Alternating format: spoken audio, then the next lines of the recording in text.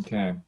She originally was going down to the city today, but postponed that until Sunday. So I had an email that she would be joining us. I don't know about Paul, whether he was going to join us or not. Yeah, I didn't see any. I didn't see any replies at all to the notifications. So give it a minute or two. And what's the city, Pat? San Francisco. Okay, The so like city. the city. The city.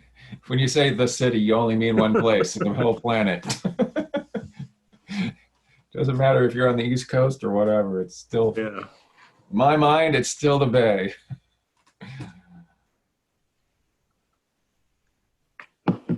So Amber, who did you work for before joining Forest Service with the Shasta Lake office? I work for the U.S. Army Corps of Engineers in Orland at Black Butte Lake. Ah, okay. I was their recreation ranger and patrol ranger out there. Ah, cool. We camped there. Camped there. It's a All great right. camp place. Yeah, I was out there for 10 years. Ah, So- cool. I have a lot of patrol visitor assistance experience and working the recreation and fee program. And I ran a decent sized volunteer program there. Ah, cool. Good. Yeah. Hey, Paul. Hey, thanks. Sorry I was a little late. No, that's okay. So maybe we'll get started. Kelly will join us when she joins us, I guess. Maybe something might have come up. So Just for everybody's information, we are recording for the sake of minutes. yeah. So we've got Chris Losi joining us too. Cool.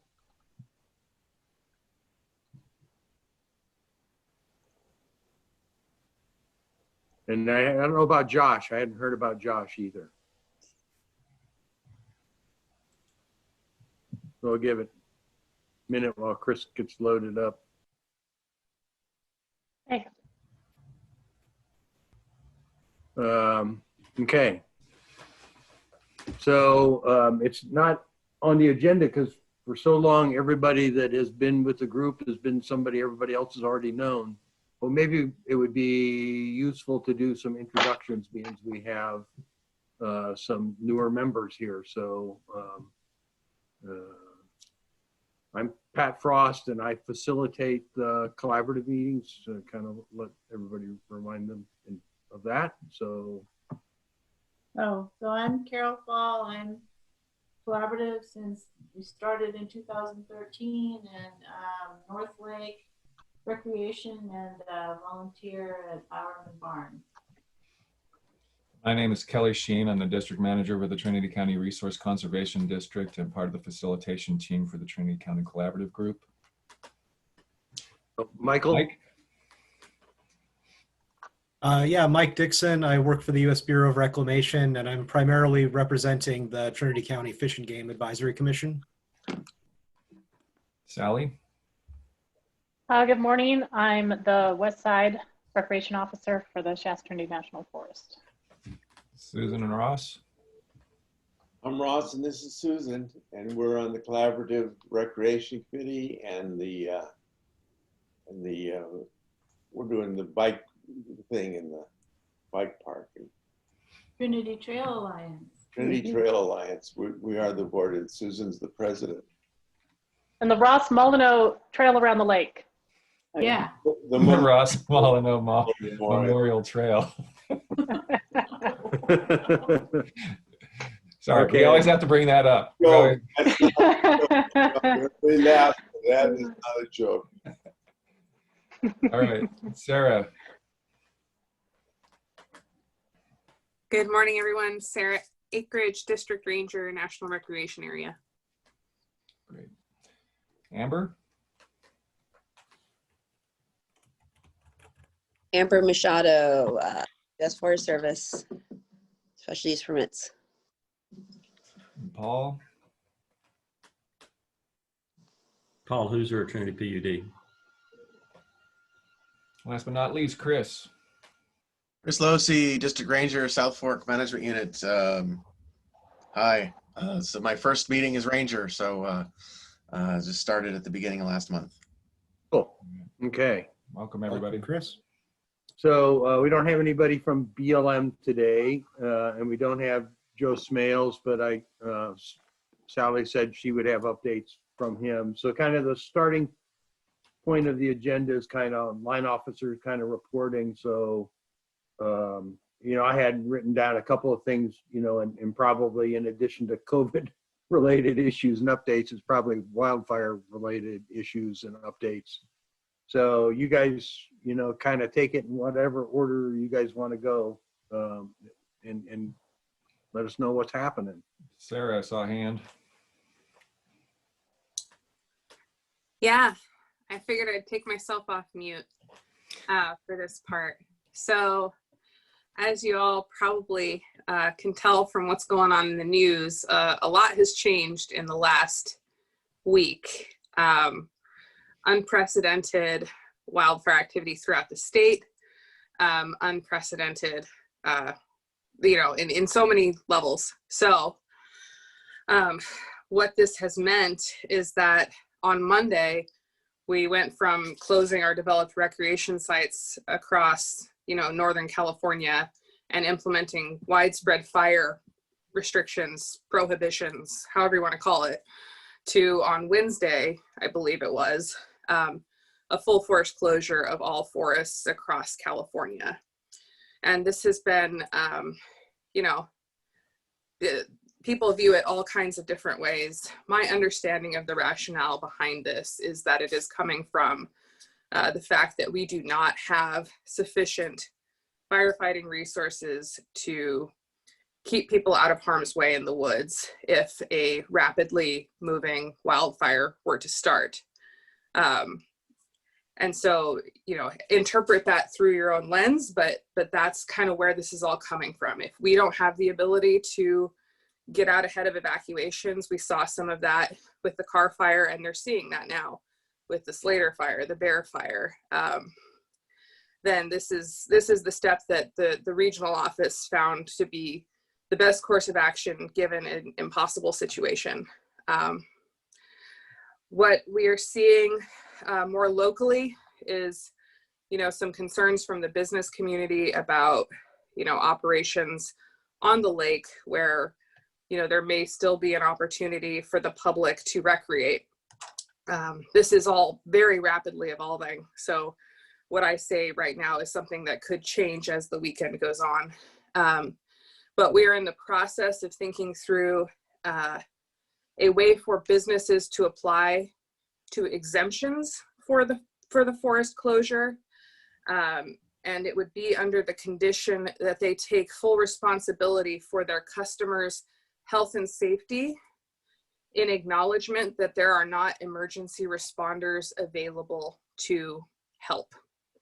And I don't know how many businesses are going to be willing to accept those terms and conditions, but we've heard that many of them want to open back up, and that those are the only parameters under which the Forest Service can even consider it, is if they fully acknowledge that there isn't going to be emergency responders available to help with that. So that's kind of the big news. And maybe we'll pause for any questions and discussion, because I know that's a big one right there. I did notice, Sarah, so, I see all the gates closed at the campgrounds up here, but I did not see any signs at the Trinity Center boat ramp that it was closed and people were still using it. And then people who have paid for their slips at the marina, is that the kind of question you're getting from like, can we still use the Trinity Center boat ramp? Is that one of the kind of questions? So I think that so the Trinity Center boat ramp is closed. What has been a little challenging in implementing this closure is that the danger is so severe statewide that the region has asked that we not allow our employees in the field, which is what we need to do to implement a forest closure, as you are all aware.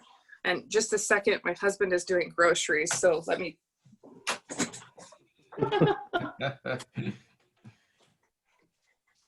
Sorry about that.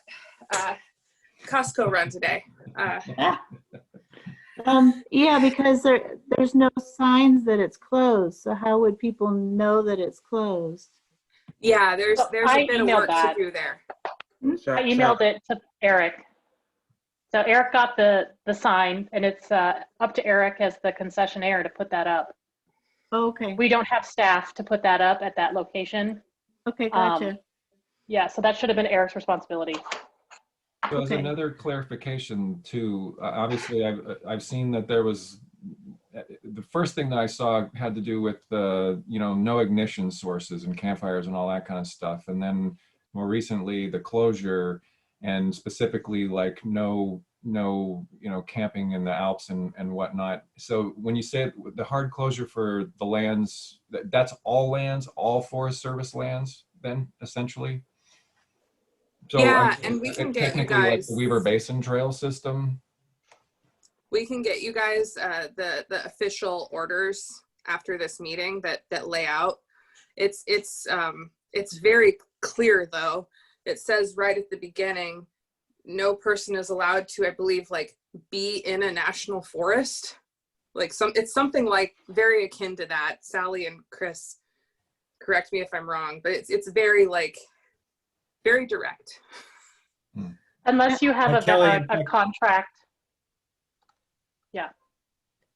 I mean, Kelly, I just wanted to pass along that, and for relative to my day job, we actually just had to secure from operations and demobilize personnel and equipment from the channel rehab project that's happening partly on national forest lands in the Junction City Valley. So it's all occupancy of national forests. Right. I don't think it's clear to the public when you, I've been looking at all the orders posted on Facebook and stuff, and I don't think they really understand what closure means. Because I'm sure that's why you're getting lots of questions.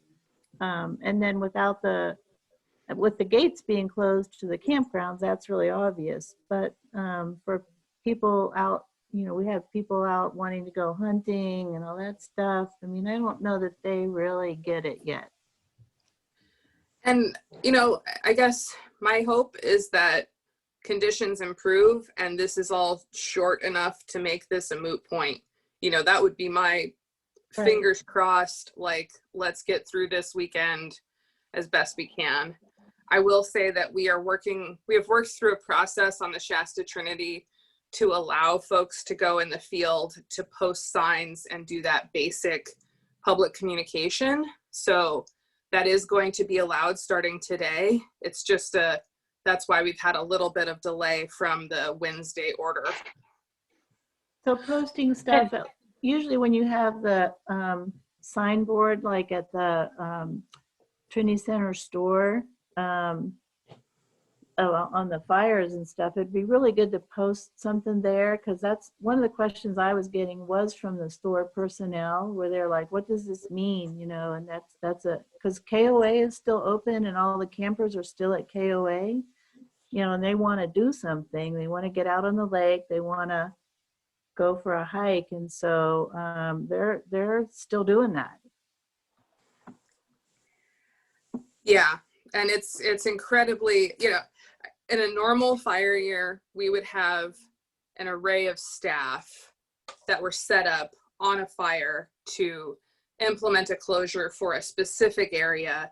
There would be like that public information officer doing all of that work, and potentially a small team of those folks. Trying to do that across every forest throughout the whole state with the staff that we have already very committed to fires is not something we're going to be able to achieve with perfect success. It's at this point, communication with the public about the severe fire danger, the risks of being out in the woods, and, just doing the best we can with that messaging with the limited staff that we have, because we're not going to get perfect implementation, even on the Shasta Trinity across how many millions of acres, 2.1 million acres, something like that. It's an incredible task. One thing that we don't want to be doing is putting our employees in harm's way and putting them on one-way roads in the middle of nowhere. So I will not be sending the rec techs to the wilderness trailheads and really to do any additional signing. We put up signs at our developed facilities, And the major campaign is Facebook, the website, the press releases, because, you know, we're not going to put our employees out there. In my opinion, the purpose of this is to not have people congregating behind, you know, where they could get cut off by a fire. So our major campgrounds are closed down. We don't have people really to enforce every single acre, or really many acres at this point with our staffing and our drawdown with fire suppression in other areas. So we've signed what we are going to sign on the west side. This closure tentatively ends on Monday, and hunting season doesn't start until next weekend. So like Sarah said, we've done the best we can, and I don't intend on putting my rec techs at greater risk by putting them out in the field again when people will do what they want to do out there. But major trailheads like Canyon Creek, I mean, the ones that have like, I mean, that's obviously a lot of people coming from the coast or whatever in heavy usage and all that stuff. I assume that's not really considered one way in the middle of nowhere.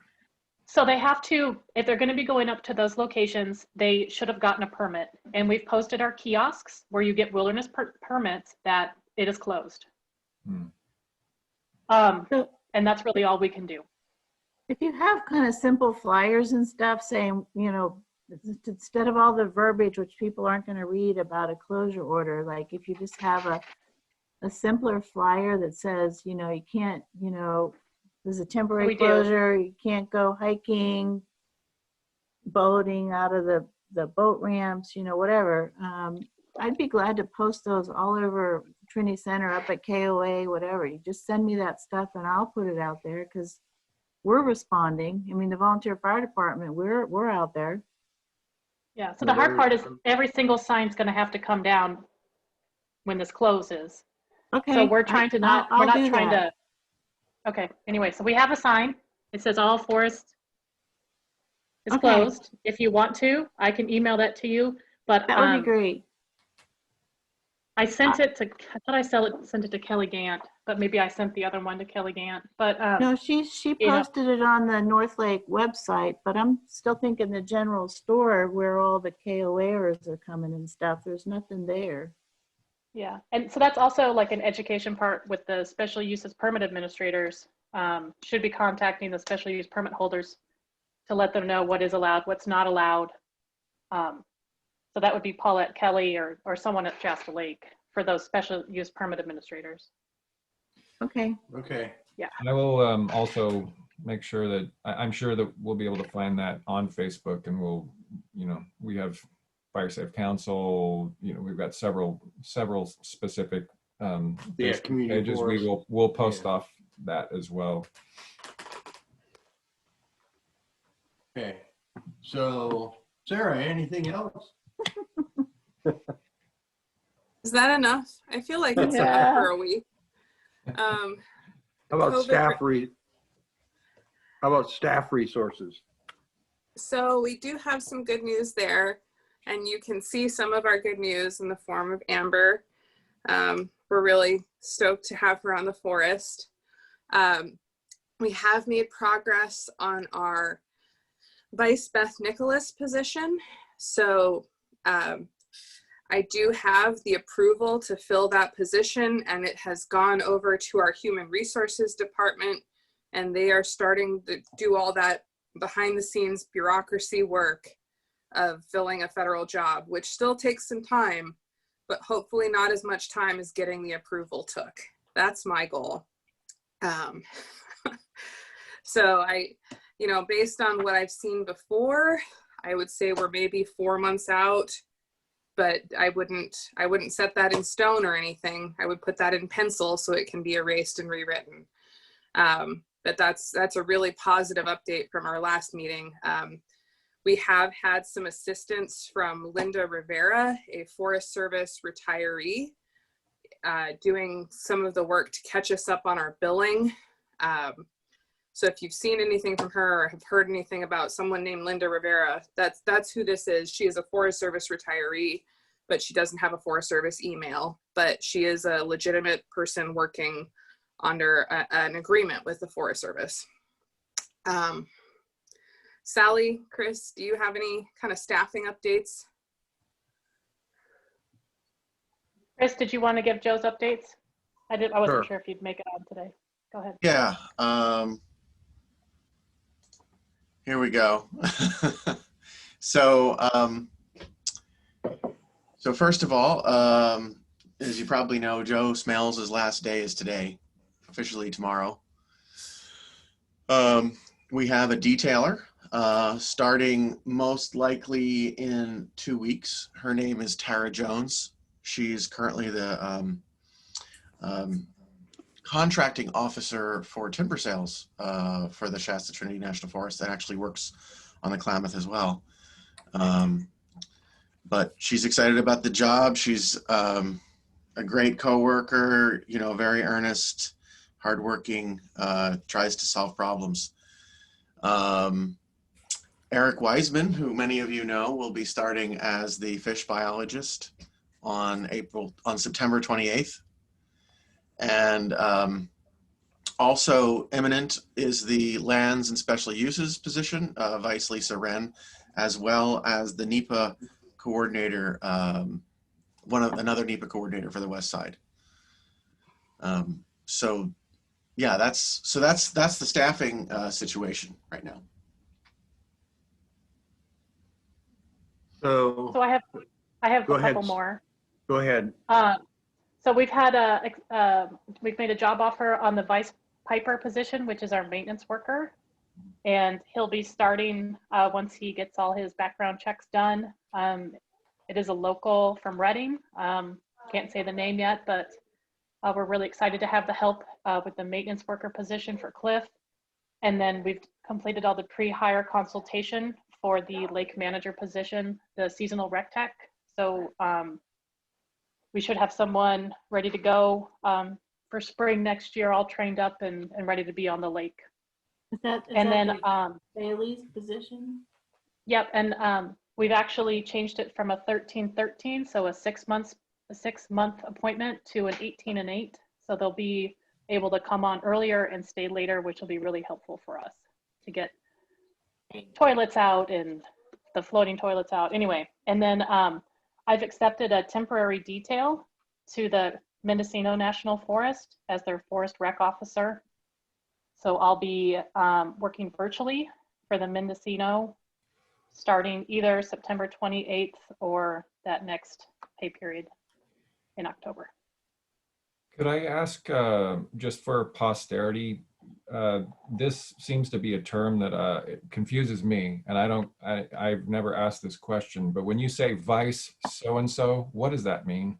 Like, that seems to be a shorthand that you guys use a lot that doesn't, it gets caught in the minutes, and I don't know how to describe that in any other way. So it's the vacant position left by that person when they took a different job or left the agency. So when Bailey left, it's the Vice Bailey position. It's VICE. Oh.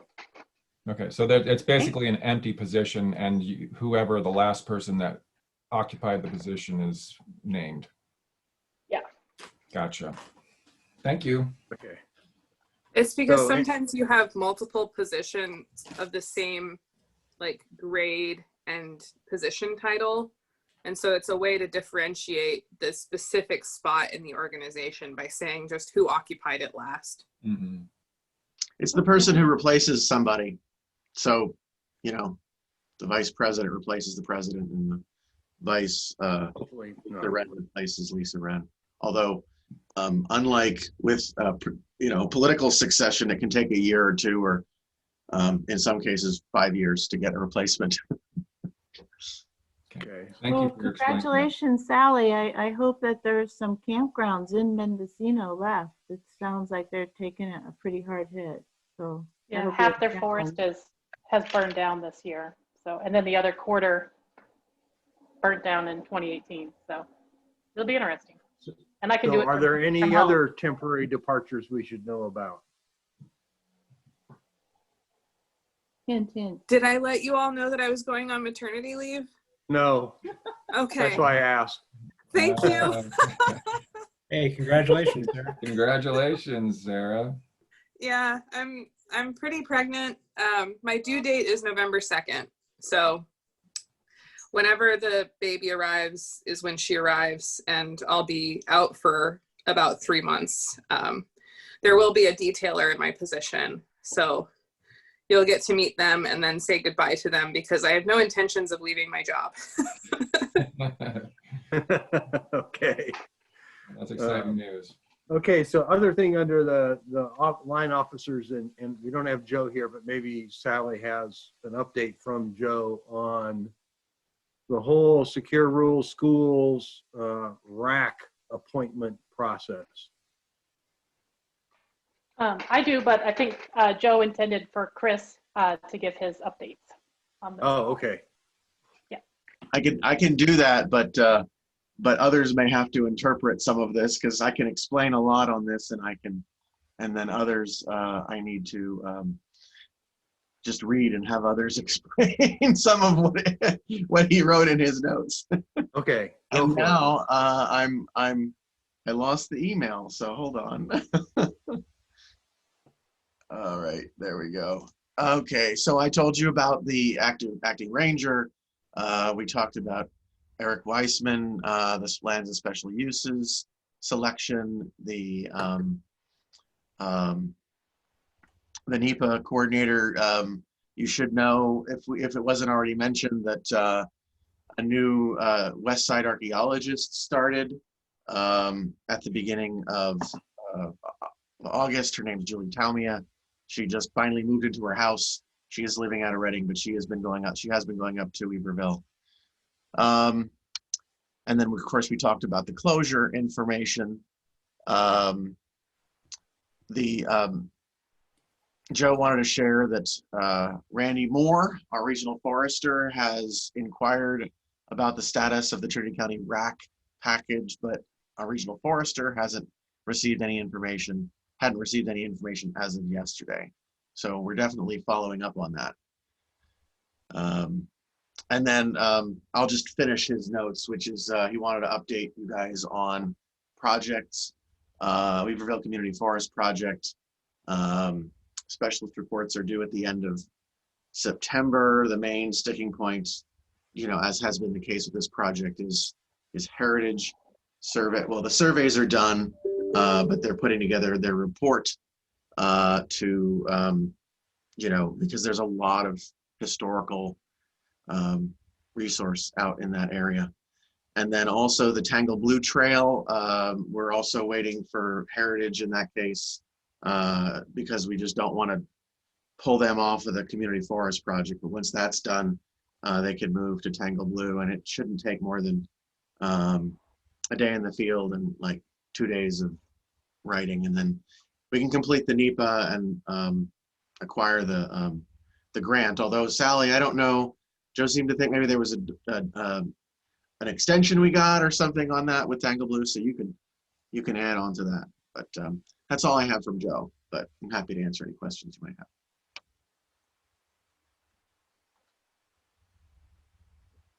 Okay, and anything, Chris, else that you have? Well, I wanted to share about the NEPA. We're, in the non-rec, if you don't mind going for a second down the non-rec world, we're working on a bunch of projects, and actually today, we're planning to release some scoping materials for a project around Hyam Palm to construct some field breaks and do prescribed fire around Hyam Palm. It's a big project. It's going to take a while, and it's coming out. It's coming out right before the new NEPA regulations take effect. It's just scoping, so we got a long time for public comment. Anyone who lives in Hyam Palm or is interested about community protection around Hyam Palm can speak about that. Can definitely comment on that. And yes, Sally reminds me, you don't have to be shy, that we are really, really close to getting a draft out for the Begum project, which is it's not Trinity County primarily, but it is right next to Trinity County, and it's a road. It's kind of primarily a road and watershed project, but it includes with it some modifications that will enhance off-highway vehicle opportunities And then I don't know if you want to talk, Sally, I gave the go ahead that once we get through with Begum, we can start putting some effort into some dedicated OHV trails starting in the area in that kind of triangle between Highway 3, Wildwood Road, and Highway 36. We're going to start small and see if we can get some stuff approved. So there are a lot of things, and the challenge really is to do a lot of good things, but not try to do too many, because if you try to do too many, then you don't get anything done. So that's one of my biggest challenges, is trying to only take on too much. So when you hear things like, well, this hasn't been done and it's been 3 years, it's often because there's another project that is higher priority, and we don't want to distract our folks and pull them away for a week, because then you lose your momentum. So that's one of the big challenges we face, I think, probably everywhere in the Forest Service. Okay. Anybody else, anything else on that kind of first category of items? So I just wanted to add, just for transparency's sake, that on the RAC issue, I'm pretty frustrated with the lack of action in Washington office on getting the RAC appointments done. They were submitted almost a year ago to the regional office and then sent on to the Washington office. So I've been working with Congressman Huffman's staff to see if we can't track down whose desk they're on and get these appointments completed. There are 40-some appointments, 40-some racks that are bottlenecked somewhere in the system. And it seems to be between the somewhere around the assistant secretary for the environment's office where that seems to be held up. But the reality is, if the appointments don't happen before November 3rd, it probably will add another year to the appointment process, because whether you have the same administration or a new administration, with the new administration, it's all new folk that have to get appointed, to their positions before they can even process stuff. And then they won't trust the work that was done by the previous administration. And if it's the same administration, usually at the second 4-year point, a lot of people bail, and you end up with all acting people all over again, and that will slow the process down either way. So I'm really pushing with John Driscoll and DC Huffman staff to see if we can't get this taken care of. But anyway, so Great American Outdoor Act. It was passed, but so what do you guys know about what's it mean? Who's going to take the lead? Sally, do you want to start? Or I can start if you'd like. Sure. So we developed a project list. We got some sideboards after that list was made, which severely decreased our list. We found out for fiscal year 21 submissions that they had to be shelf ready, i.e. all NEPA and 106 compliance work had to be completed, which Chris looked into, was not in the law, but that's apparently how our region or our agency decided to move forward this year. So we have several projects that were less than $250,000, and those were decided by the regional office. And many of the projects that we chose were able to move forward. And then we had several projects that were over $250,000 that will go to the Washington office to be evaluated and either chosen for funding or not. So there were several on the west side that were less than $240,000 that were approved. One is a continuation of the Trinity unit water system repairs with the intention of actually completing the repair work to Stony Point Campground, and then redoing the distribution network of water system like in the campground to make sure that that campground is fully functional and can open. Another project was the road to Stewart Fork Trailhead. Sorry, I'm trying to sort a Excel spreadsheet as I'm talking. And then we had one to upgrade picnic tables, signs, kiosks, fire rings on the South Fork unit. And then the Bowerman Barn roof replacement was funded. So that will go to contracting this year. So I think that was it for the west side. There wasn't NRA signs and kiosk repairs and replacements. I'm not sure if the west side was included in that. I wasn't privy to those discussions. So a focus for this winter, I'm hoping on the west side, will be to prioritize which project we want to submit for fiscal year 21 and get the 106, the heritage reports completed so we can go for some projects that will actually do deferred maintenance. My intention is to try to replace all the older toilets on the South Fork first. Their facilities are in dire need of new restrooms. They're not ADA compliant. The vaults are failing and the buildings are starting to fail. So anyway, that's where we are for that. Any questions, or do the Rangers want to contribute anything? Yeah, it was unfortunate. We were hoping to be able to do to request money to replace the restrooms.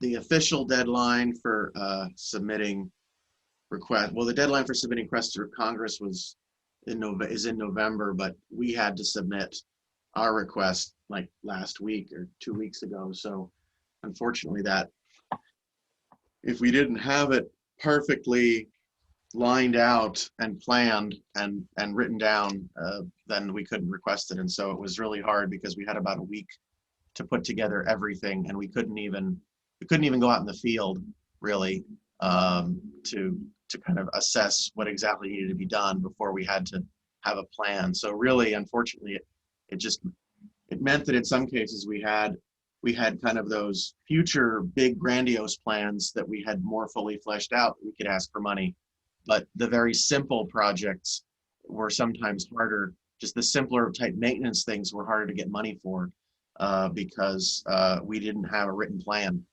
It was just like, hey, let's replace this. So hopefully we'll get some money. Signs are important to me.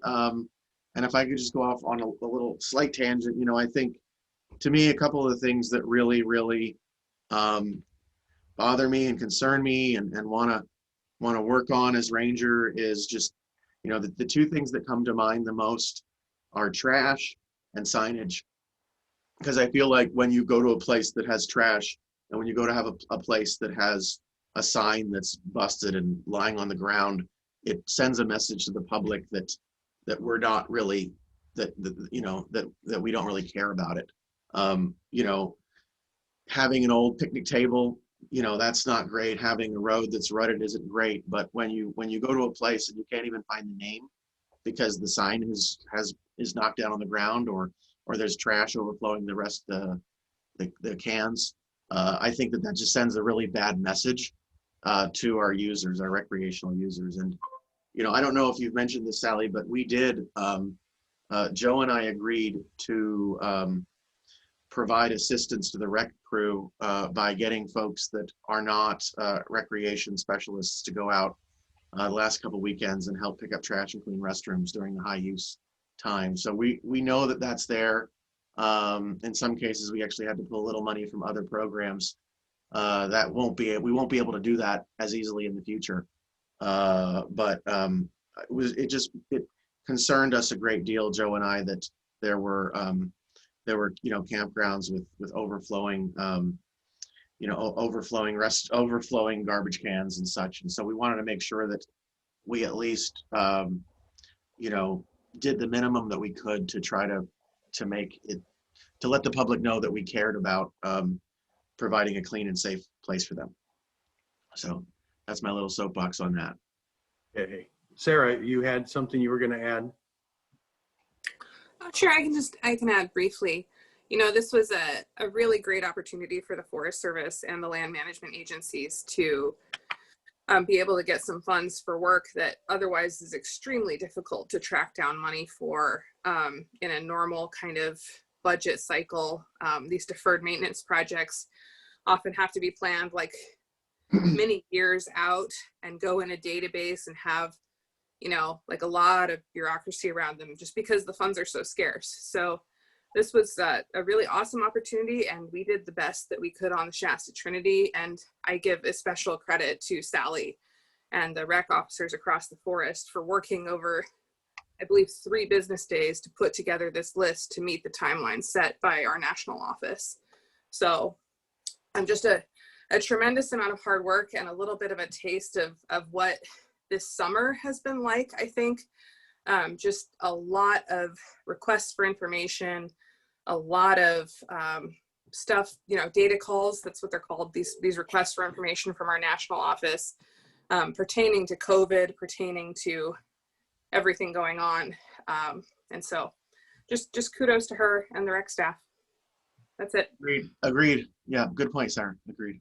Sally, I just had a question. So on the Bowerman barn roof, does that mean, you know, taking the old roof off, pulling it back square, and then putting the new roof on?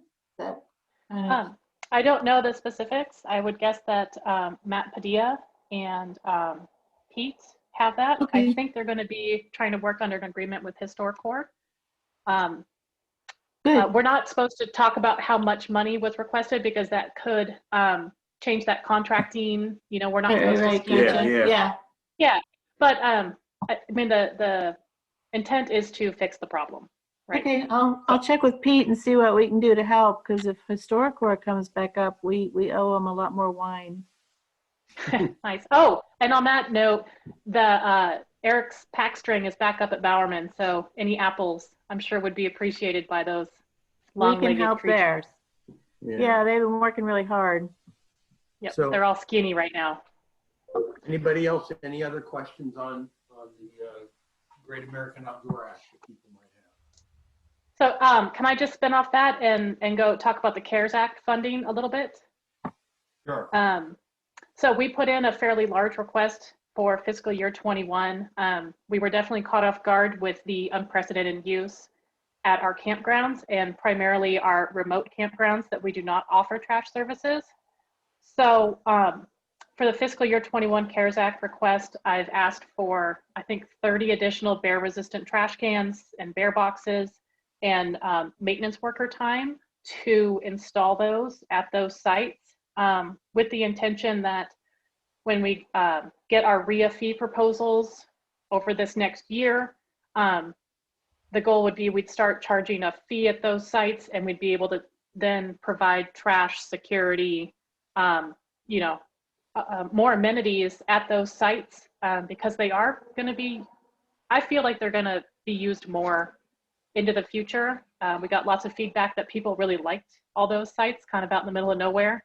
That sites that we used to go to once a month, we were having to visit every 2 to 3 days.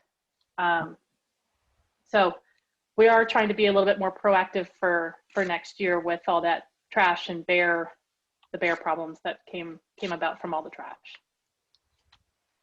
So I have a question. I don't know if it's for whom, Sally, maybe, because you brought it up, on the Great American Outdoor Act for the planning for the next round of requests for the next fiscal year. Do you envision reaching out to the public and the communities on helping to prioritize things, or do you think you have enough of a backlog that you're just going to start working down your list? I mean, we can talk about what's proposed next quarter if you want to. Okay. But I have a very long list of deferred maintenance, and these are just things that are failing. And I'm hoping to tackle it unit by unit to make neater packages for that NEPA and 106 compliance, like toilets on the South Fork, and then I mean, it's essentially toilets and water systems are our biggest deferred maintenance issues. Okay. And then we also are putting in for some heavy deferred maintenance for trails up in the Alps. This year we put in for the Granite Peak area to have heavy deferred maintenance done up there. So that would be brushing, retread, erosion control work. And that is a project that will have to be decided by the Washington office for this next year. And then we are also using that federal highways study that was done. You guys remember that when they went around to all the communities? So we're also working off that. Alvin, our roads engineer, has that. So this year we're going to tackle the number one priority, which I think was either Stewart Fork and Coffee Creek were the two that we submitted because they were the highest priority from public input.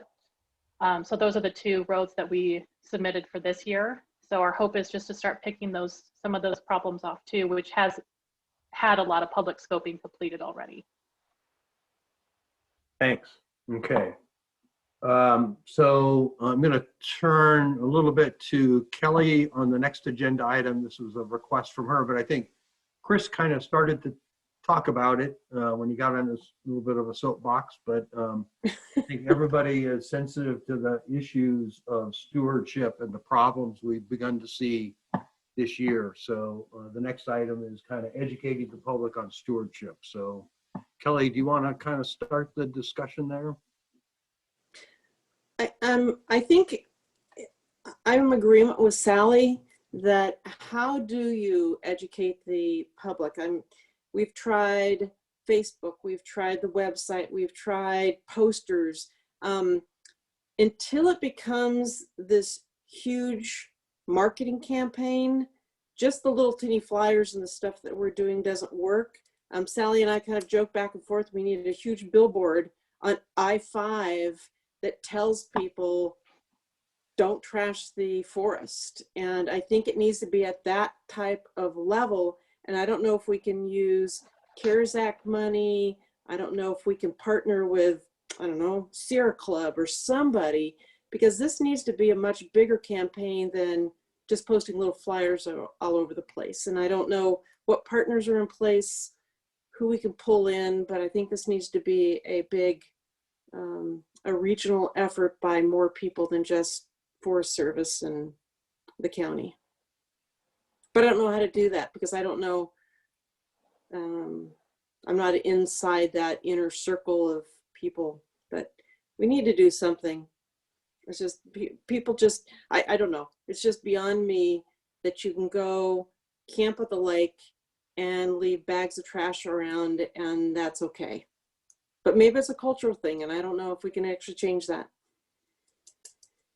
It's sad. Yeah. Well, any others, other thoughts? Anybody? So So a billboard's going to cost, if we get one for a year, it's pretty pricey. So there's some of them on I-5 right now that are empty. But I don't know, we need a funding source for that. And I don't know who are good partners is the Sierra Nevada Conservancy. They were wanting to bring in the Upper Trinity into their fold. So maybe there's someone to partner with and they have money. Sierra Club, but I don't know who else is concerned about this. And I think that's what we need to find is who else has this on their radar. Subaru has that. Leave no trace. Subaru has that. Oh, zero waste thing. Yeah. REI. REI, but also Subaru has that, the couple that travels all around the country and they're like, take care of the outdoors kind of stuff. I wonder if we could have them do an event or something. I'll look that up. I'll just look that up and send that out to the group, see what I can find out. Hey, it's Amber. Go ahead, Amber. I was an intern ranger for quite a few years while working at Black Butte Lake, and I found the best way to reach people is to reach them through their children. So hitting them in the high school, like seniors, doing intern programs to them, as well as going through the local colleges and educating them about the importance of cleaning up after themselves. Because that's who you're really seeing out there, I believe, trashing. It's people tubing. It's the people going out camping on the islands, leaving these giant messes, are the college students. So that's more of a Shasta Lake phenomenon. Up here, it's not quite as much the college kids. We're just not on I-5. Thankfully, they haven't found Trinity Lake yet. I mean, I think we need to get the word out down in the Bay Area. I mean, at least up in the Alps, you know, I'd say over half the users are coming from the Bay Area. And they were leaving their trash in bags along the trails thinking it was a national park, and then a ranger would come and pick it up after them. So that's why I love the billboard idea, because they'd at least see it on their way. I mean, what about, like, we noticed there was an article in the Chronicle where they were talking about REI and Big Five selling out of camping gear. Everybody was going camping, and that. Oh yeah, we picked up all the trash. Well, but the most requested map, according to Big Five, was the Trinity Alps. And, yeah. So Then maybe REI needs to have flyers up or a poster there in the window saying, you know, Trinity Alps, leave no trace, take your trash with you. Your trash. And this is where you need to get something like Tom, what's it, Sistra or Sistra, Sistra? Yeah. who works for, and he likes the Trinities, but this is where we need money, and we have a campaign, and we have a look, and we have flyers, and we can have the billboard. I mean, this is a big thing. This isn't just a few articles. This is going to be a year-long effort to try to get people to realize they're damaging the environment. And I don't know, but it's going to take a lot of people. And I don't know how to start that, or who we go to, who might be passionate with money. That's what we're looking for. So if I could share a couple things I've heard over the past couple of months that I think might be relevant to this discussion. One is that, and somebody help me with the details, but there was a post that we made on Facebook of some really gross campgrounds, some really gross public areas. I don't know exactly where it was, but Sally or Sarah, you probably remember. And that post on Facebook went viral and got tens of thousands of shares. And so that has impressed upon me the idea that it's helpful to be specific, and sometimes it's helpful to actually use a little bit of public shaming, because, you know, and it was no harm to anybody because nobody got called out, but there was kind of a visceral sense. You know, it seems to me like, you know, give a hoot, don't pollute isn't quite punchy enough for today's, you know, media consumers. And so I would just offer that as a way. There's a lot that can be done, you know. If every time we post if every time the forest posts something about a, you know, messed up area, everybody on this call shares it and retweets it and comments on it to all of our personal networks, and then encourages our friends to do the same, the amount of attention that is, you know, drawn to it, I think it would both attract people who, you know, maybe some of the people who do it, you know, would be shamed, even though we're not calling them out, and they'd be a little embarrassed, and then people would know that, you know, if they do this, people are knowing. And, you know, we've seen people, and Sally, you can add to this, I believe that we've heard from the public wanting to help us. We've gotten people who want to help us, and it's not that easy to just bring in a volunteer group of people, but certainly, you know, if you want to help us, there's no harm in picking up your trash. You know, you can at least help us by doing that. So that's one thing. And the other thing I wanted to share was that I also learned that the Hayfork dump has made it a lot harder for people to dump their trash, apparently. According to my law enforcement, you now need to show that you're a resident of Trinity County in order to dump at the Hayfork dump. And he's convinced that this is actually leading to increased trash around at least the South Fork, because people can't, you know, people who are kind of, maybe want to do the right thing, but they're not going to go out of their way to do it, you know. you know, it may be harder for some people to dump, and so some of that may be going on our lands. The county did go for a couple of years. They didn't require the dump card, but they have restored that requirement, which is, I think, what you're talking about, Chris. Yeah, I think that's Because every parcel of land pays a annual fee to support the transfer stations. right. And so I've actually talked to a couple of members of the Board of Supervisors about how to create more of an incentive to take your trash to the transfer stations than to leave it alongside of some road or other. But yeah, so maybe they need to be a part of the discussion. That would be great. I have firefighters who came to me asking to be able to go out, rent a dump trailer and go out and clean up some areas along forest roads. They wanted to do it. They wanted to take, all they needed was approval. So I gave them approval. We got approval from the forest supervisor to spend some money on dump fees and a dump trailer. And we were all set to do it. And then look what happened, right? So now I'm certainly not going to expect any firefighters to go and clean trash right now, but we were ready. But we just, you know, sometimes it's the money, sometimes it's the personnel. And we, you know, ultimately, I'm really glad we're having this conversation because we need the help of the community to do this. We're not going to be able to handle all this ourselves directly. There's going to need to be good Samaritans out there, both telling people and maybe cleaning up some other people's junk here and there. So I sent to the collaborative email and to Kelly in particular.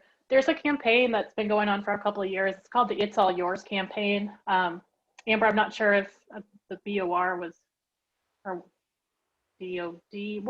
Anyway, if you guys were using the It's All Yours campaign, but it is a nonprofit organization that might be able to help us. Essentially, it's trying to get the public to realize that it's their public land, and when they screw it up, you know, it's just hurting themselves. They have stickers, they have flyers, they raise money. You know, maybe they would be someone that we could reach out to help fund, and they would just do it if we gave them the idea and told them the problem that we're having up here, or someone to work with at least. And it's part of the National Forest Foundation, and it's already a Forest Service partner. Anyway, just one person to talk to. We have a bunch of their stickers that we give out before COVID at interpretive stuff. So just trying to people to take ownership of their own land, because it is their land. It's not I think my that's land. what Kelly is. Yeah. And it's not us. I mean, everywhere we have traveled in the last month, people are just like, they're just overwhelmed with people wanting to be outside, but not knowing how to behave outside. And, which is kind of sad. So I'll look into the It's All Yours, and I'll look at some of these organizations. I'll check on Subaru and see what they're doing, and I'll do a little more research on it, and then I'll also talk to the Sierra Nevada Conservancy and see if they're doing anything, and then I'll get back to you guys. I mean, I will say, we were headed up in the Cascades camping a couple weeks ago, and there was all the signs saying, you know, you need to take your trash with you, and it was a 2-week camping trip, and we're thinking we can't just haul our trash around for 2 weeks, you know, and so we're trying to figure out where to dispose of trash, and so I think some of it is people are trying to do good and they just don't know what their options are. I think the Board of Supervisors needs to allow anyone to dump trash as long as they pay a fee.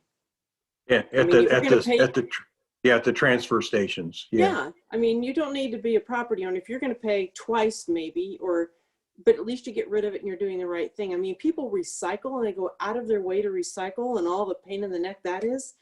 They're going to try to get rid of their trash if we just let them. I know that we've had part-time homeowners or Airbnb people who want to get rid of their trash at the end of their week up here, and they can't get rid of it because they don't have a card.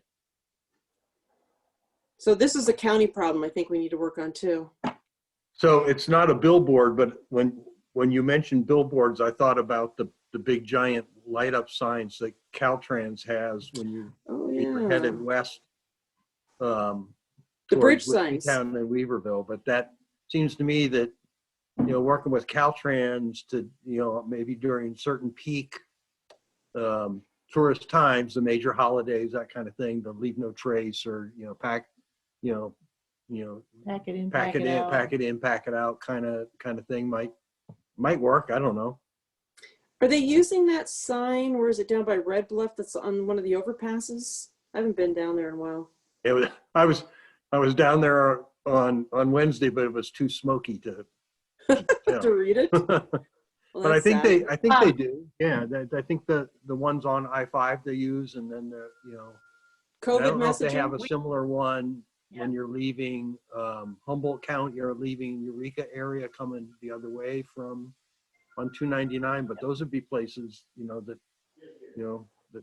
we could get a message out there. Yeah, I think they're using it for COVID right now, but I think people got that message. We could probably alternate them back and forth. Okay, so Yeah. that's another one. Okay, I'll do some research. Okay, cool. Well, thank you, and maybe at our next quarterly meeting have a little bit of an update on it then. Or in between to email list. Yeah. Bi-monthly meetings, I guess. Yeah. Okay, so trail stuff. So. Hey, Pat, could I very briefly Sure. jump in on that previous topic? I want to say thank you for bringing that up, Kelly, and taking some initiative to help us move forward on this in a bigger way than what we've been able to do. You know, it's just been a summer of playing catch up on all of that stuff, and it's catch up that we're not able to successfully do because of the magnitude of the problem.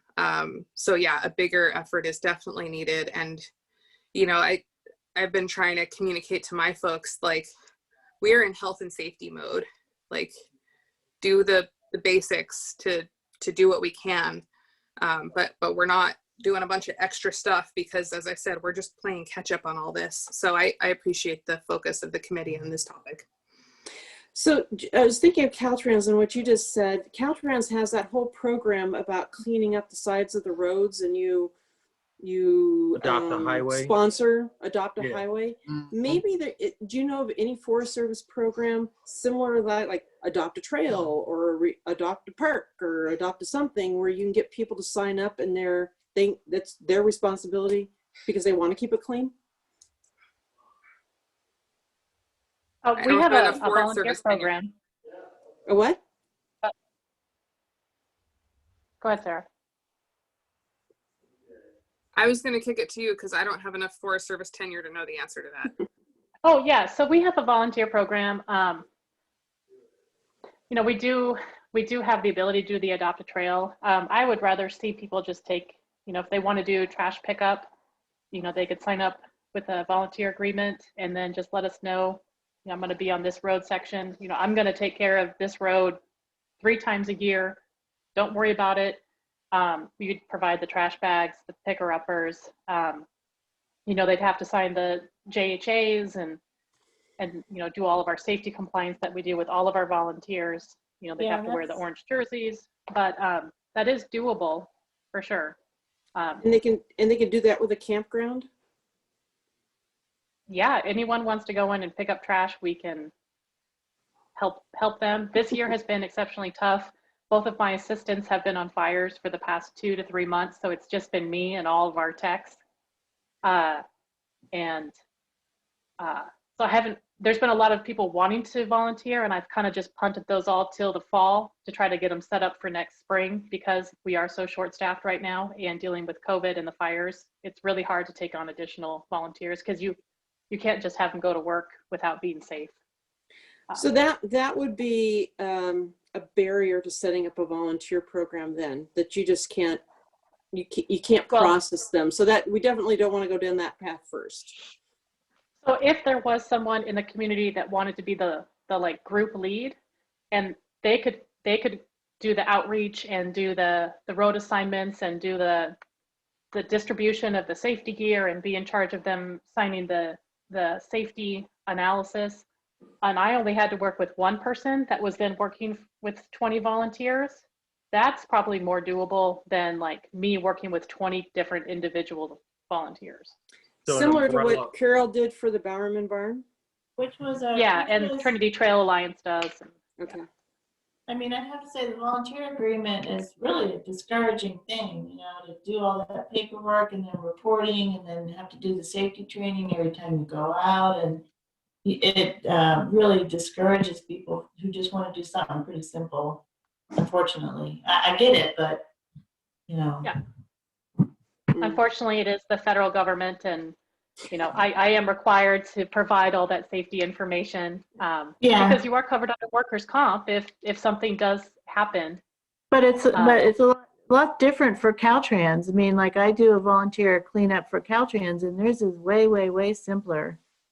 You know, so I don't know how they get away with it, but that's Caltrans. But yeah, but I mean, cleaning up the side of the road is way, way easier than trying to volunteer at the fire department. I'm at the Forest Service, sorry. Okay, so what we're gonna do is we'll focus on getting people not to leave the trash and not the solution of how to pick it up once they've left it. So we'll kind of go for the root cause of this then. In fact, you know, the more you do, the more willing you get people to pick up other people's trash, the more you enable people to feel like they can just leave their trash. Right. You know, Right. I mean, The broken window. yeah. Yeah. So, you know, I We think need a the big- idea. We need a big sign, your mother does not live here. Yeah. Maybe that's our whole campaign. We can use a picture of my mom. Yeah. When I lived in write New York this down. City, there was a sign right near Columbus Circle, and it literally said, "Littering is stupid and selfish. Don't do it." I like that. Literally, it was a street sign. I'm like, how did they manage to do that? Well, they did. It's New York. They just made a sign. It's the only one I ever saw. But you know, I mean, if you know, a volunteer agreement is one thing, but you know, I was a camp counselor at a summer camp many years ago when we just had a policy that before we left our campground, we had to pick up like at least 3 pieces of trash that we didn't leave there. You know, that was just so, you know, nobody's stopping. We're not stopping the public from going into the campgrounds and just, you know, going around and picking up five candy wrappers and throwing it in the trash, you know, that they didn't put there. And I don't know if there's, you know, tell me if I'm wrong, Sally. I wouldn't think that's up to people. And if people are able to do that, and if that's a campaign, then we would probably welcome it, I would think, you know, so. I like that sign. I can see that on a huge billboard on I-80, up 5. I don't think I can lend my name to that one. Just put the Caltrans logo on it, not Oh, Forest there you Service. The Caltrans logo, good. So Okay, I'll do some research. okay, on to trails. So I think Chris kind of touched on the Weaverville Basin Trail NEPA, but is there any more we need to know about the timeline for that? And then we don't have Josh here, but maybe somebody knows a little bit about Hayfork trails, and then wilderness trail usage, kind of an overview of where we've been. Chris, do you want to go South Fork or do you want me to go? What can you give me a little more information on Hayfork Trail? I don't think I know anything about that, but let me make sure. Well, usually Josh just has been telling us what they've been working on. The Watershed Center, that sort of thing, has been doing some trail work. I think there's been work associated with both Forest Service and BLM land near Ewing Reservoir. Oh, right. That kind of stuff. I know that there is a project. I haven't heard any updates. My understanding was that BLM was mostly going to be lead with this trail project around Ewing Reservoir. Yeah. Is that right, Sally? So they've scoped it. I think they're doing their analysis. And as much as they can with their own COVID protocols. The crew completed most of the OHV restoration work down off the South Fork Trail. Oh, right. And then what else? So the OHV planning project was tentatively funded by the state, and that's that OHV planning project that Chris was alluding to. We're going to try to do third-party NEPA through the Watershed Center for that project. And I think that's pretty much it for the South Fork trails. Okay. And nothing new there. Let's see, the last time we learned that the suspension bridge over the South Fork got repaired and there's no new action on that, right? It was repaired by a member of the public and has not been evaluated by any Forest Service engineers. Okay. So I have not opened it without Forest Service engineers going and certifying that it's safe. Okay. Yes. Did somebody take the barrier down? I have no idea. I thought the sign was still up, but people just move it out of the way to walk across. But This is coming out of Scott Flat Campground, right? This is, yeah, okay. Yep. We were not able to add a bridge to the GAOA because we didn't have all the compliance work done for this first fiscal year. But at some point, my goal would be to get a 4 or 5 foot steel bridge put in there, because it is accessible to both horses and mountain bikes, which have a hard time going across that suspension bridge. So someday it might be nice to be able to open that up for equestrian use across the river there, because that is the best parking spot for horse trailers. Yeah. Okay. And then how about GAOA. Yeah, wilderness. So this year has been a zoo with the wilderness. I've got our totals right now, which you have to put the caveat in that our wilderness patrols that were out there, we're finding that between a third to half of people did not have permits. You know, we had almost 3,500 people permitted on Canyon Creek. So if you double to triple that, the use was just crazy this year. The last half of the summer, we did take advantage of the CARES Act funding, and we hired some extra wilderness patrols locals. A woman from Pine Palm has been working for us. She's been great. And then we have Jim Holmes back working for us part-time. And we did move one of our trail workers who got ran out of Brooks Ridge up to the Alps, and he's up there doing wilderness patrol. And then we do have one gentleman who broke his hip this past year stationed at Canyon Creek Trailhead doing interpretive education there at the Canyon Creek Trailhead. Over Labor Day, we staffed 3 trailheads with booths trying to educate the public. And then for next year, I did put in for additional CARES Act funding for 2 patrols to deal with that extra use. I'm not sure if those positions have been funded yet through the CARES Act. And our wilderness funding that we went in for the wilderness stewardship performance included staffing trailheads to educate the public before they do go into the Alps. But that's where we're sitting right now. Our extra patrols have done a lot of cleanup. We saw a lot of creation of new campsites in locations that really were not durable campsites. So we're trying to remove those before they become permanent campsites. Pretty much every week we take 20 to 30 fire rings out of the permanent fire closure areas up Canyon Creek and Alpine. So people were blatantly just walking past our signs that say no campfires, year-round campfires are not allowed, because people just do what they want. We're finding that the Four Lakes Loop is becoming completely void of sticks and twigs. I'd like to see in the future a year-round campfire restriction in that area, because it is so heavily used now, and that's up Long Canyon is the primary access point for that Four Lakes Loop. Are there any questions about wilderness use? No, but I agree with you on cracking down on the restrictions. I don't know if that's going to stop anybody, but you do go up there and people have been telling me that people are just taking all the woods. So, but I don't think you're right. I think you're right. It's not going to stop anybody, but that's too bad. So for the campsites that they're creating, they're just clearing the area.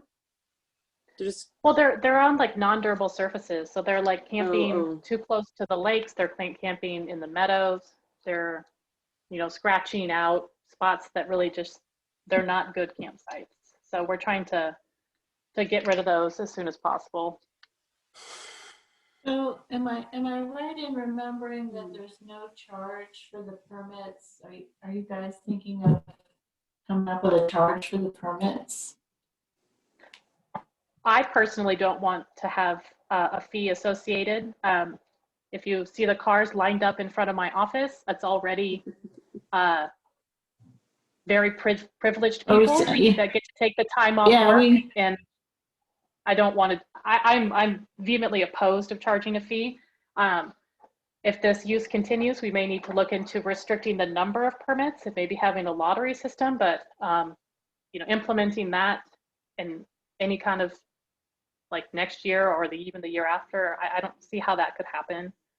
But so we're tracking the use, we're documenting the damage. So when and if that time does come for the decision makers, that we'll have information to give them at that point. But no, I don't agree with charging a fee to use our wilderness areas. Okay. Okay. The world according to Sally. Yeah. Anything else on those general trail kind of issues? If not, so campgrounds, kind of, same deal, I guess, right? Campgrounds and day use sites, Sally? Sure. So around the lake, I'm not sure if you noticed, but it was very, very, very, very, very busy all summer. Typically we're only at capacity, Memorial Day and Labor Day, and there was many weekends that every campsite was booked there at the lake.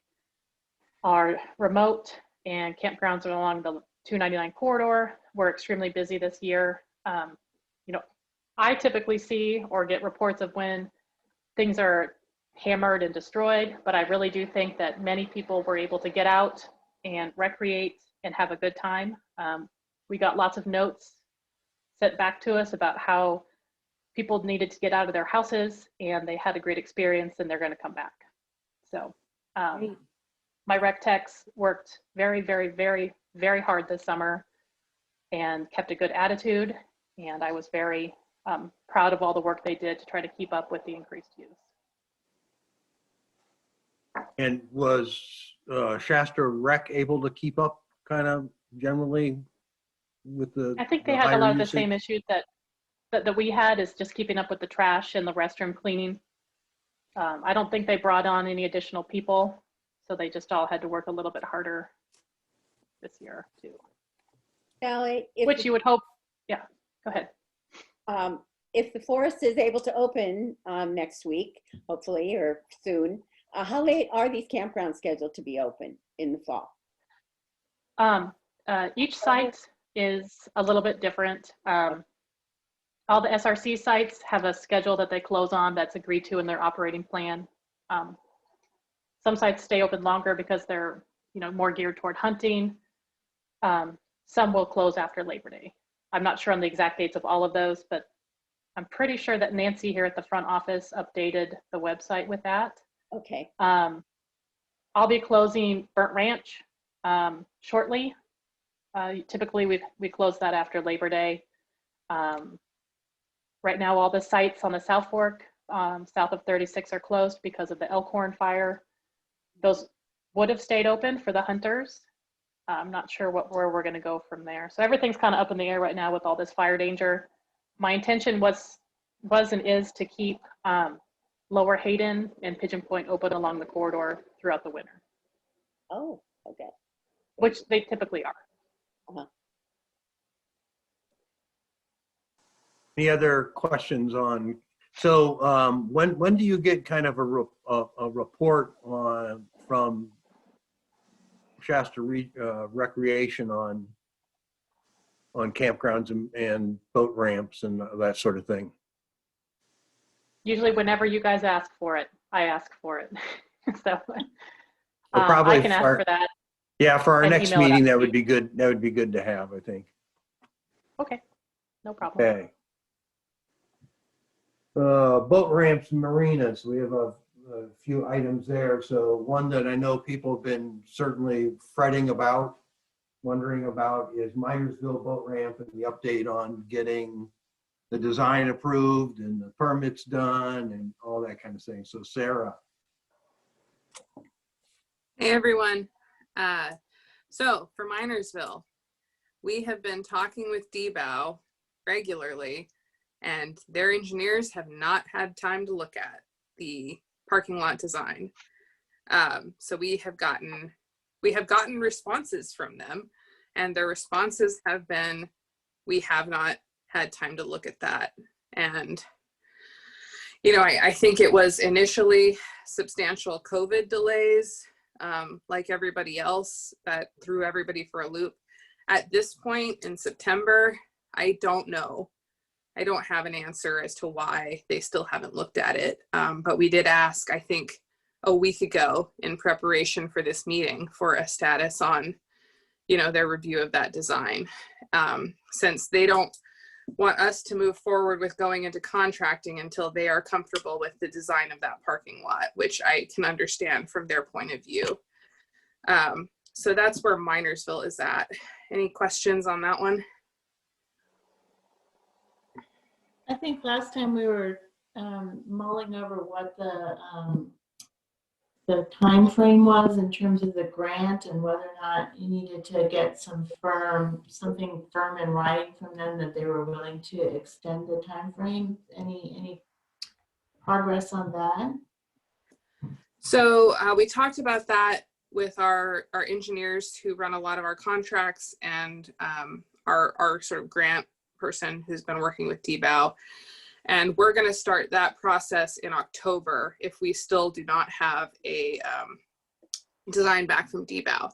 So the thinking on that is, even if we got a design back today, we wouldn't be able to put it forward to contracting. Contracting is completely devoted to wildfire response right now. And they're not accepting new contracts until October 1st. But October 1st is a new contracting year, new contracting windows. And if we still don't have anything at that point, we're going to reach out to DBOW and say, you know, given that we've waited for however many months since March to get a review on this design, we'd like to request an extension, and so on and so forth. But we don't want to request an extension or something on funding if we don't even have a mechanism to put out a contract until October 1st. Right, okay. Okay. Yeah. Any other questions for Sarah on Minersville? If not, how about Trinity Center and Lower Poor? Yeah, so we were able to get some projections on lake levels from BOR, Elizabeth Hadley, and we have a statement of work that is going to be ready to go into contracting on October 1st. So the goal is this fiscal year for that implementation. If through some exigency of 2020, I feel like I don't want to make predictions about 2020 anymore because it just goes wrong. But if through some exigency of 2020, all of our contracting staff are still doing wildfire, we will work through the contracting process regardless for an implementation window that is next fiscal year, right? So we can still do all the bureaucracy and set it up, and then hopefully implement when the lake is low enough next year. But the contract is getting its finishing touches right now. That is, since we haven't been able to make any progress on Minersville, you know, other than kind of knocking on DBOW's door periodically, which we have been doing, I've really asked Cindy and the engineers to focus on what can we do to finish that work at Trinity Center. as a second priority, since that's already partway, mostly done. Really want to finish that out. So, and then obviously the permit transfer. I would say, for the work on the Trinity side, the permit transfer has been our highest priority. Got that done, got that knocked out. Then Minersville, and then now this Trinity Center work has been, the next thing on the list that we've been trying to focus on. And no update on Stewart's Fork, because trying to. You were waiting for them to pay the bill, I guess, to actually finally transfer the permit. Did that happen? It's done. It's completely finished. Great, thank you. Yeah, so that is finito. Good. So Sarah, what was the BOR's estimate for the lake level that gave us the confidence that we could pour concrete? So I can find the email. I mean, I sent it to the engineers, and the engineers said, "Oh, that looks good." What's your work window, Sarah? What was that? What's the work window? The work window is like through next January. Okay, we're supposed to bottom, if with a normal or drier winter, it'll be about 1.2 million acre feet of storage. I don't know how that correlates with elevation for the boat ramp. We have a chart. We can figure that out. Yeah. So Todd wrote to me because I was asking about it. He said it's going to be completely out of the water by September, and it'll need about another month to dry out before construction can start, which would be right around contracting to do their magic. Anyway, that's what our contractor said. If the elevation in September is sufficient, you guys are going to be good for a long time, because there's a big hole in the lake below that. Yes. So they think that all the concrete's going to be out of the water by the end of September? Okay, I noticed that they just the boat ramp. Yeah, okay. I noticed they just are upping the flows out of Lewiston today. So. They're Okay. increasing the diversion through the car tunnel, and they're increasing the release to the river for lower Klamath augmentation. So there's going to be a big drop in the coming days in Trinity. Yeah. Yeah, so maybe it might be a moot point. I'm glad you're on the call, Mike. Closing the boat ramp. Yeah. Well, I guess so this is the good news. They're using it when we get our boat ramp fixed. Yeah. Yeah, if there's ever good news related to dumping water out of the lake, this is it, I guess. Oh, good. Okay, thank you. Good news. Okay, and Sarah, thank you for dogging this and just trying to keep it moving along. I appreciate it. Thank you. Yeah. Hey, it's what I can do. Thank you. So anything on Stewart's Fork? She said there's no update. Oh, no update on Stewart's Fork. You said that. Sorry. Only so much I can do. Yeah, and I guess same thing. Maybe for the next meeting, kind of a boat ramps, usage kind of report would be kind of nice. So do we have anything new on the houseboat permit issue? Yes, I would say we do.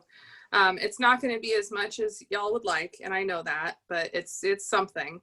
So I have had a conversation with Scott Russell about this issue, and he is open to a proposal.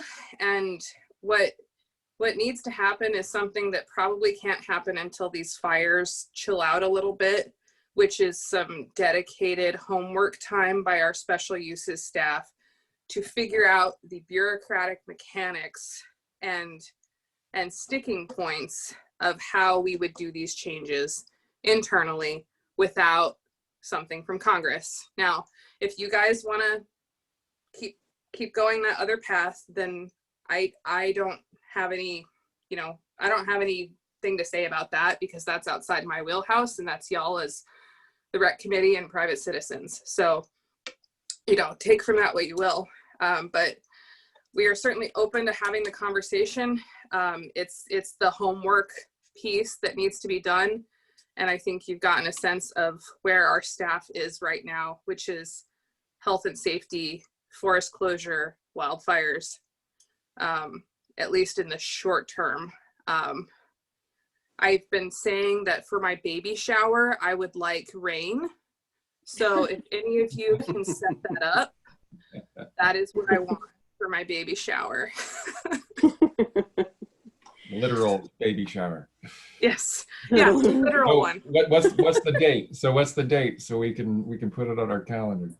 You know, I don't even think I have a date yet. So, you know, but early October. But you know, I'll have a baby shower earlier if you guys can guarantee rain, because that would get us out of this. Most of us work better with deadlines.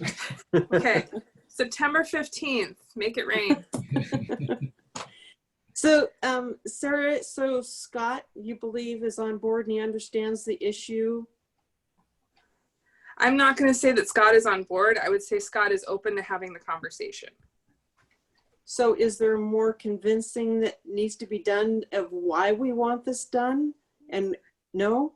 It's not about why, it's about how. How? Okay, so now the how. So he understands why. Now we're figuring out how to do this without going to Congress.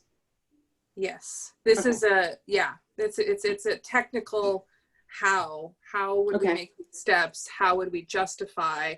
How would we, I mean, like, justify is part of the why, right? But justify in light of our law, regulation, and policy that says a certain set of things. You know, this is the kind of work that I am not able to do, that he is not able to do, that we really need our special uses folks time and attention to work through the how and come up with at least an idea for Scott, and then he can consider that and we figure out how we move forward or not move forward, which I will say is still very much a possibility, right? Like, if we get a how from our special uses that is just not tenable, then y'all are gonna need to work your magic some other way. So right now it's how do we figure out how to not increase the number but make it a pool so there's no difference between private and commercial? And I would say a key step on that is, I don't know where the marina is at on this, and you know, because it would come from their pool, you know, the changing the proportion. So if the marina supports moving forward on something like this, that makes this conversation easier. Okay. But I don't think that we have that input yet, and that's a question that I've gotten already. Oh, from Scott?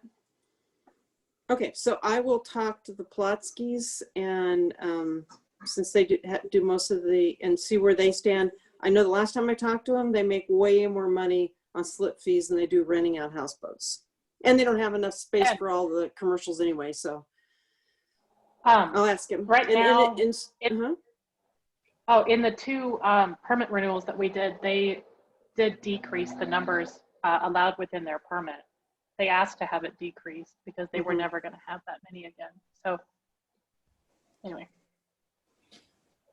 But we're fairly certain that there was a technical change that had happened in previous iterations of these updates. So I guess what it would, the first place that I would look as far as that's concerned is whether there's any documentation as to how those initial technical changes had occurred between, what was it, the 96 version and the 2006 version. So it's, if there's any kind of documentation, then that to me seems like the place to start as far as like how those things were actually accomplished initially, because we can track those changes over time in the iterations of the document as it was, you know, updated. So we've gone through and we've done that, and we've gone through the entire Federal Register. We've gone through all the records that we could find for the Forest Service and their the management guides for the lake. Huffman's office had his staff go and look. Nobody can find anything on how those pieces got put in there. They're mystery. They were not there, and then they were there, and we can't find any way that they actually got put in. And Huffman's people went and looked too, and they couldn't find anything. We've gone through the electronic and paper files, and we've had DC, actually not the Forest Service DC, but legislative people through Library of Congress trying to find stuff, and nobody can find how this got done. Well, So it Sarah, seems like what that we would discuss before was that was all, I mean, that's at the DC level, but I think that all happened at the local level is the way that I understood it. That those things were choices that were being made and done and completed internally at the SO's office, basically, for Shasta. So Yeah. I could see why they wouldn't be able to track any of that stuff down, because they were clearly doing that, at a level that didn't have any, I guess, need to figure up that chain. it sounds like what we need to do then is, Sarah, do we need to meet with the special uses folks and then present all this information, all the homework that we've done to the special uses folks? I mean, and who would that be? Sorry. I don't think we're quite there yet. If you have that background information, send it to me and I'll look through it. But I mean, they're pretty tied up right now. Okay. I'll put that package mean, together. We've sent that to Huffman in the past, so we'll send it on to you. Yeah. Okay. And I can start working on the puzzle pieces. And then I will say, I understand this is taking a long time. Like, I don't have any reasons. I don't have any excuses, right? This is the very detailed work that just takes staff time and dedication and priority. And with, I don't know, with the look outside apocalypse world we're in right now, it's just very difficult to prioritize something this technical and detailed right now when we have emergency after emergency. So Right. We get that. I mean, your conversation started off by saying we need to do this after the fires, and that's what I'm assuming is after the fires. I'm just trying to figure out the procedure of how to actually work through this homework that you kind of want us to work on. So we need to send this to you again. You'll pass it on. But then if you can also pass on that maybe after the fires, we'd like to really get together with the special uses people who are going to start kind of digging up all their own information and present what we have and just kind of explain, how, our path forward. yeah, I'm taking some notes. Yeah, that sounds like a plan. And then any kind of communication that you get from the marinas or the marina, if you could share that with me about where they stand on this issue. That's just an initial sticky wicket that we could probably hammer out sooner rather than later. Yeah. Right. Yep. Okay. That's Great. easy enough to do. It's only 2 people. Yeah. Thanks And for taking Sarah, this. I mean, I know it has been a long time, but at least I'm encouraged that today it wasn't a report that said I haven't had time to talk to Scott Russell yet. So we are making headway, and there's kind of a may not be a well lit path, but it's a path that we have that we didn't feel that we had probably 2 months ago. So, Thank you, Sarah. okay. Well, Ross, this is your chance. So Sarah, anything on the wildlife report? I can work on a memorial trail sign. Well, Funding for that. I'm working on dying. Oh, we need to think of another name. The sign could say, Ross says, clean up your trash. Yeah, right. Yeah. Well, I think that's the best one. I think that's the best one, because then everybody's wondering who's Ross. You'll remember. Yeah. Ross says, who is this Ross, and why do I need to listen to him? He might be really. I must not want to cross Ross here. Don't cross Ross. Don't cross Ross. Pick up the trash. You didn't mention what a sign on Interstate 5. What is the actual cost per year? So it's about $5,000 a month. Okay. Right. But that was down on I-80. Maybe the ones on I-5 are a lot less right now. Yeah.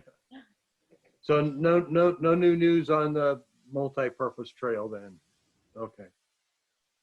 I don't have any news on anything else on the agenda. Maybe Sally has something on Bowerman Barn, but I don't. Other than that, we requested that money for the roof replacement, which I guess is a big update. So That's there we go.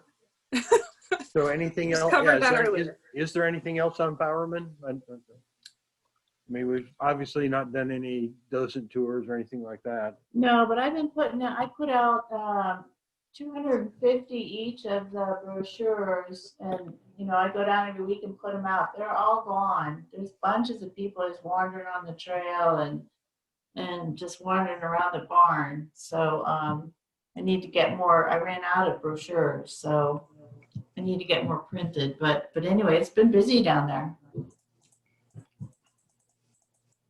Even with sorry. Big dog. Anyway, that's it. Sorry, FedEx guy. Yeah. Little dog. Big dog, little dog. Go outside.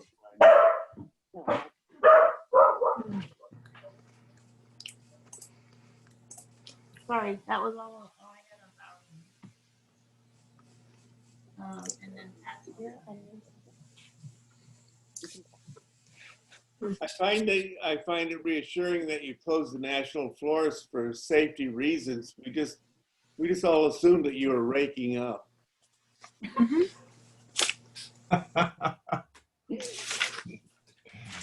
Yeah. So I think, Kelly, the last thing was just other topics of interest. Yeah, other topics of interest. Yeah. We hadn't heard much of anything from anybody, so unless anybody has anything for the good of the order, I think we're. Hey, Kelly, I had a quick question that was raised at the Fish and Game Commission meeting last week, and it related to how the forest makes the decision on when to close boat launches. It was specific to I think the Fairview launch, which the read of the individual that raised the question was that the lake could have supported launching boats there for 3 weeks longer than when the decision was made to close the launch. Any answers, Sarah or Sally? Was this due to lake level? So we talked about this last time, that several of the boat ramps like Clark Springs and all that were posted as closed, and people were still launching, and they weren't collecting money. But I guess the decision is SRC, not for Fairview, but that it's a liability issue, basically, right? That they don't want people. Well, they've been sued. The ramp is in the water. It becomes very close. They've been sued for boat damage that occurred because they didn't close a launch, and it was, for whatever reason, the trailer was longer than most or something, and there was damage. So they closed them even when the ramps are in the water. Is the explanation Kevin gave to me. And at Fairview, there was damage to the dock. Because they took out the dock at that location before the ramp was closed. I'll have to look into it, but in general, that's it. Okay, I can pass that along. I just wanted to do my due diligence because that was the one thing they asked for. And they can contact SRC directly if they have questions about the exact lake level and when they feel it should be closed. We're always open to public input. But they can call SRC and talk to Kevin.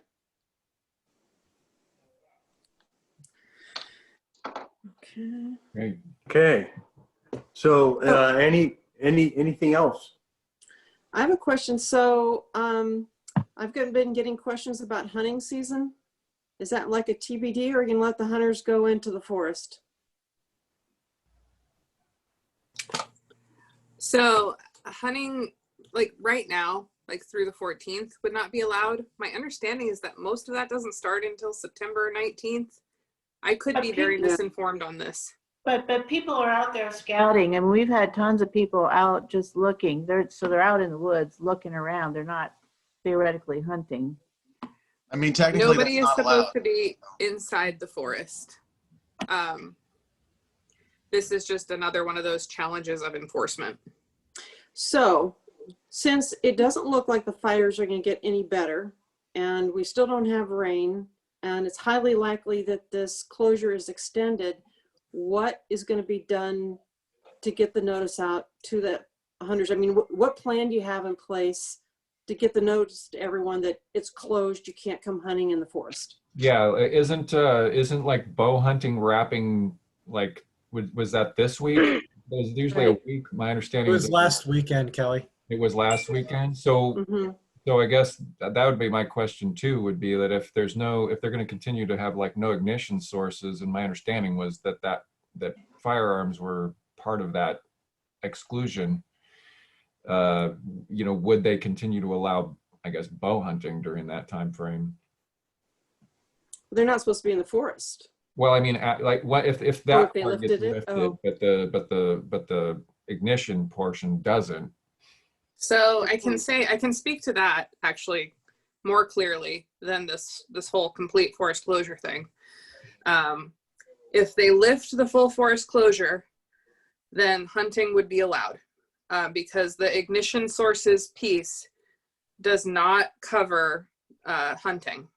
Like, hunting is allowed under the fire prohibitions thing, at least as of my most current understanding, which this changes about every 4 hours. But that's where I'm at. Because I had thought I'd seen something that specifically stated, like, no campfires, no camp stoves, no hunting. And I guess I took that to mean that firearms were So not- the no hunting would be under the full forest closure. The fire restrictions, like you were saying, no campfires, no camp stoves, no smoking, it allows for hunting. Okay. So I sent everyone the fourth order, and it's exactly what you said, Sarah. It's building, maintaining, attending, or using a fire, campfire, or stove fire, and smoking. Okay. Those are what are prohibited. Thank you for that clarification. So, again, since it's just literally a week away, is there a plan to get notice out to everybody if we say hunting season is frozen and you can't go into the forest? Does Fish and Game or Fish and Wildlife have a plan you know of, or how they can let the people know? I mean, I will say I saw an article in the New York Times about this. I don't know who reads the New York Times besides me, but like, there it was, all the forests are closed. But like Sally and I were talking about earlier, and Chris, like, we don't have more ability to get the word out than what we've been doing. I have seen good coverage on like KRCR, the newspapers seem to be picking it up.